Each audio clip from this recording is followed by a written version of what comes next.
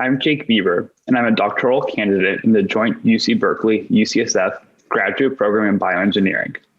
In my thesis work in the Altschuler-Wu lab, I am developing a high-throughput assay to screen therapeutics for gastrointestinal toxicity, as well as for investigating mechanisms of toxicity. The intestinal epithelium is a highly proliferative organ that completely renews itself every 4 to 5 days. The intestinal epithelium is composed of two distinct structures, villi and crypts. The main function of these villi is to absorb nutrients, while crypts create a protective zone for proliferative stem cells and transient amplifying cells.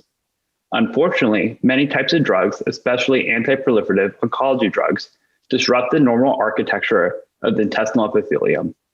Side effects of this tissue disruption include bleeding, malabsorption, diarrhea, and pain. These effects reduce patients' quality of life, prevent dose intensification, and overall reduce treatment efficacy. There currently lacks a suitable in vitro model system to screen for and study GI toxicity. To address this need, I developed an organotypic intestinal monolayer system that recapitulates key properties of in vivo intestines.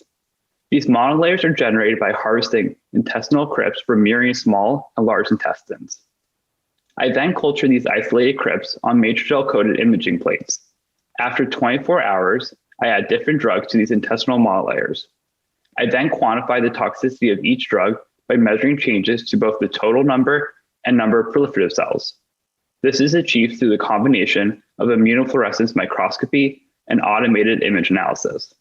Importantly, with this pipeline, I'm able to measure the degree of toxicity of hundreds of drugs to both the small and large intestine. Using this screening pipeline, I investigated the toxicity of 50 clinically approved oncology drugs. I screened these 50 drugs for both small and large intestinal toxicity, and interestingly saw many drugs had selective toxicity for the small intestine, the blue circles on the graph. Further, I was able to pinpoint the mechanisms of differential toxicity for some of these drugs. For example, I found differences in metabolism, transporter expression, and drug target expression between the small and large intestine can greatly impact the degree of toxicity. Using physiologically relevant model systems, such as intestinal monolayers, will enable more accurate prediction of drug-induced toxicity.